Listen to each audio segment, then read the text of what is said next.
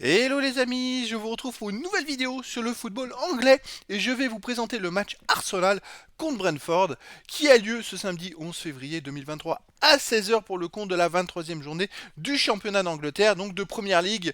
Donc je vais revenir sur le classement de ces deux équipes en Première Ligue avec leurs statistiques, on verra également les meilleurs buteurs et les meilleurs passeurs de ces deux équipes. On verra aussi les 10 derniers résultats, ça nous permettra d'avoir la forme du moment. Et également les compos d'équipe probables possibles avec les tactiques éventuelles. Tout peut changer d'ici le début du match, mais ça nous permettra d'avoir une bonne indication sur cette rencontre. Alors, Arsenal est donc premier de Première Ligue avec 50 points en 20 matchs. 16 victoires, 2 nuls, 2 défaites, 45 buts pour, 17 contre, plus 28 de goal average. Ils ont 5 points d'avance sur Manchester City, mais un match de moins. Donc potentiellement, ils auraient même 8 points d'avance sur le deuxième. Ils font une saison époustouflante et ils sont bien partis pour aller chercher le titre. Brentford n'est pas non plus, fait pas une très mauvaise saison. Brentford, ils sont 7ème du classement avec 33 points en 21 matchs, 8 victoires, 9 nuls, 4 défaites, 35 buts pour, 28 contre, plus 7 de goal average. C'est plutôt pas mal parce qu'ils sont quand même devant des équipes comme Liverpool et Chelsea qui font pas un super championnat. Et Brentford est donc 7ème, donc c'est une équipe quand même intéressante. On va aller voir les résultats un peu plus loin, qui va être quand même à surveiller.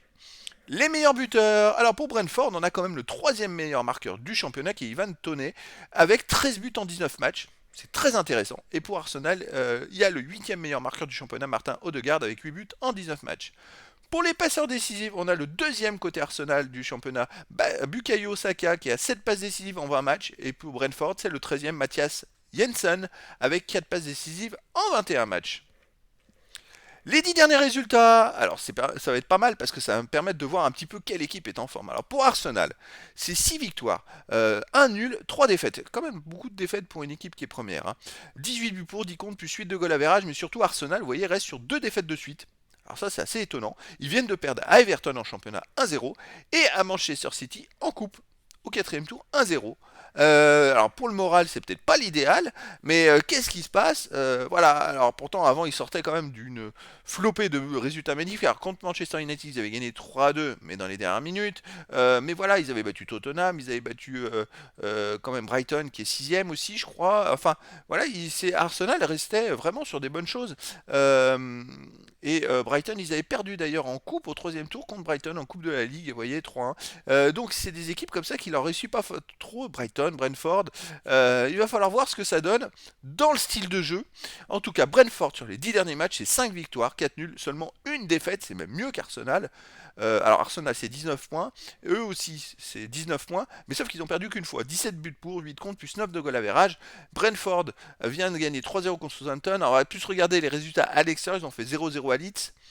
Alors ils ont enchaîné beaucoup de matchs à domicile, 3 matchs de suite. Ils avaient gagné 2-0 à West Ham, 2-1 à Manchester City le 12 novembre dernier. C'est une équipe qui est capable d'aller faire des résultats à l'extérieur. Vous voyez, sur les 10 derniers matchs, ils en ont joué 4 à l'extérieur. Ils en ont gagné 2 et fait 2 matchs nuls. Et donc la victoire à Manchester City de buts à 1. On voit que les résultats de début janvier sont dans la même lignée que ceux de novembre. Donc il n'y a pas de raison, il n'y a pas de raison que l'équipe ne reste pas de même. Elle est dangereuse pour Arsenal, attention. Les compos d'équipe possibles, probables, même si tout peut changer d'ici le début du match. Pour Arsenal, gardien Ramsdale, défense White, Saliba, Gabriel, Zinchenko, milieu de terrain Odegaard, Partey, Saka, attaquant Saka, Nketiah et Martinelli, ce serait du 4-3-3. Pour Brentford, gardien Raya, défense Pinnock, Mi, Ager, ailier ou défenseur Henry et Ike, milieu de terrain Da Silva, Norgard, Jensen, attaquant Toney et Mbemo, c'est du 3-5-2. 3-5-2 avec deux joueurs sur les côtés qui jouent, qui montent et qui descendent. Alors, je pense que comme ils vont jouer Arsenal, ils vont être beaucoup dominés, donc ça va être plutôt du 5-3-2 à mon avis, mais avec quand même deux points dont Toney qui marque des buts, qui en est à 13 buts en 19 matchs. Attention sur les contre-attaque, Brentford va être dangereux. En tout cas, ça va être un match très intéressant. Arsenal sort donc de 2 défaites de suite, ce qui n'est pas arrivé depuis très très longtemps, surtout après la magnifique saison qu'ils font. Est-ce qu'ils vont réussir à se ressaisir? Mais attention, Brentford en face, c'est un adversaire de taille. Donc voilà les amis, je vous donne rendez-vous ce samedi 11 février 2023 à 16h pour le match de la 23e journée du championnat d'Angleterre de Première Ligue. Arsenal le premier reçoit Brentford le 7e. Voilà les amis, je vous dis à très bientôt pour une nouvelle vidéo.